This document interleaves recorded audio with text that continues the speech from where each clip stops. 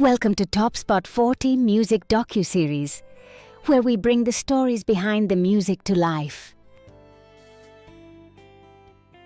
Aerosmith came roaring out of Boston with a sound that felt like the first drag on a cigarette and the last call at a dive bar all rolled into one.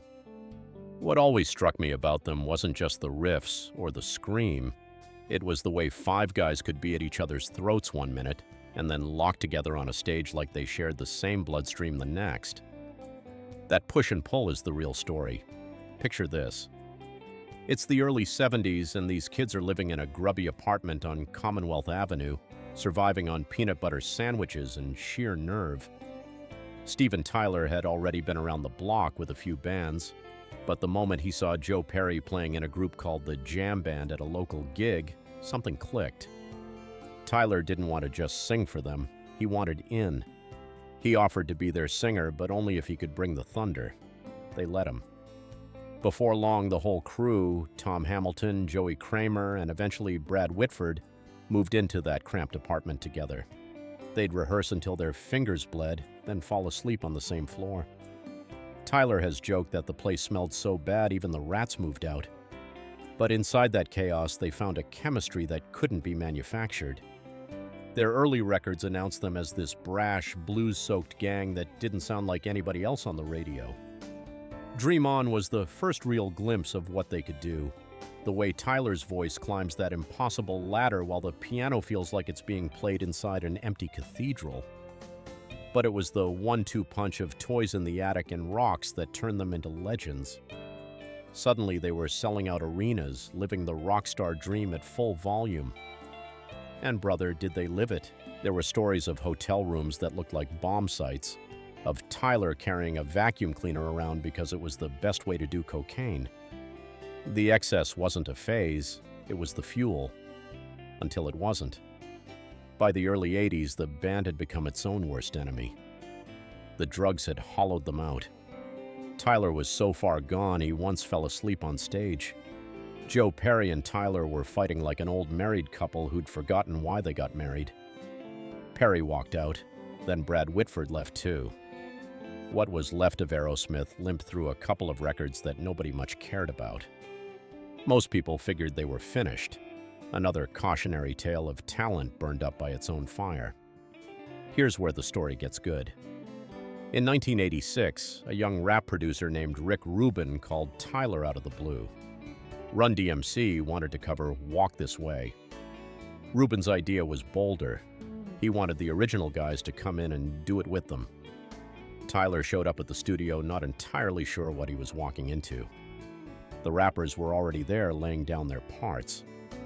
At one point, Run looked at Tyler and said, "Hey man, can you do that thing you do?" Tyler stepped up to the mic and let out that unmistakable backseat lover rap in his gritty snarl. The room went quiet for a second. Then everybody grinned. They knocked the track out in basically one take. When that video hit MTV, those two worlds crashing together in the most joyful way, it didn't just save Aerosmith's career, it changed the whole musical landscape. White rock radio and black urban radio suddenly had a reason to talk to each other.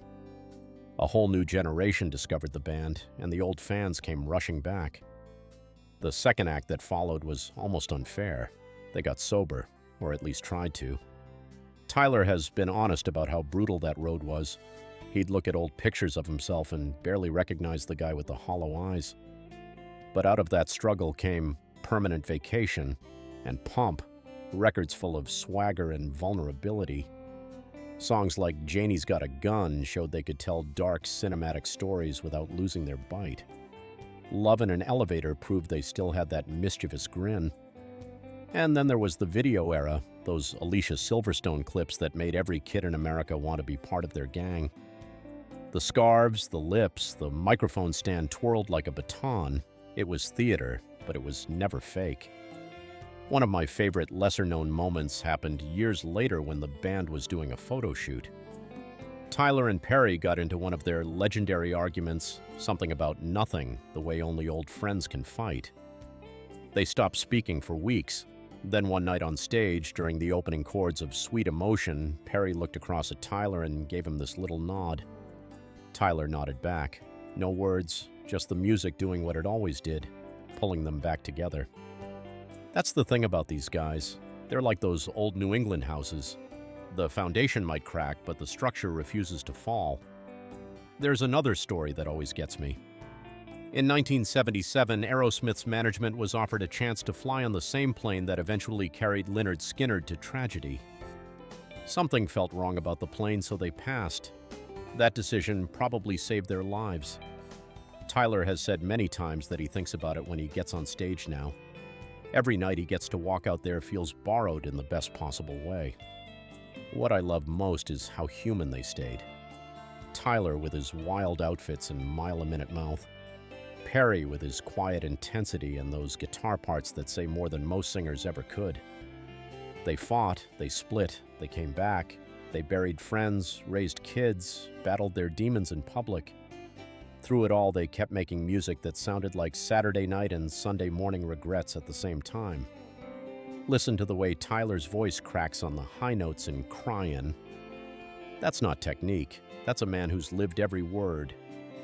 Hear the way Perry's slide guitar weeps in Dream On.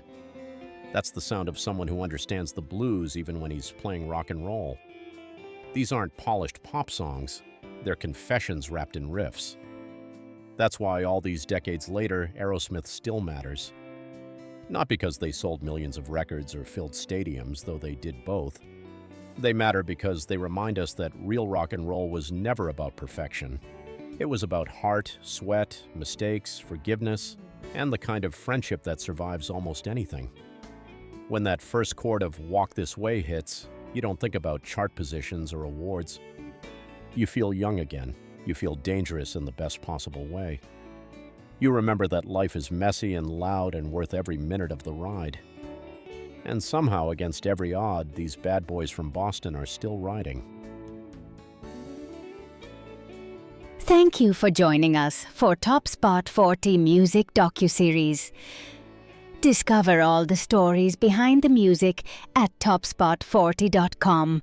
Until next time, keep the music playing.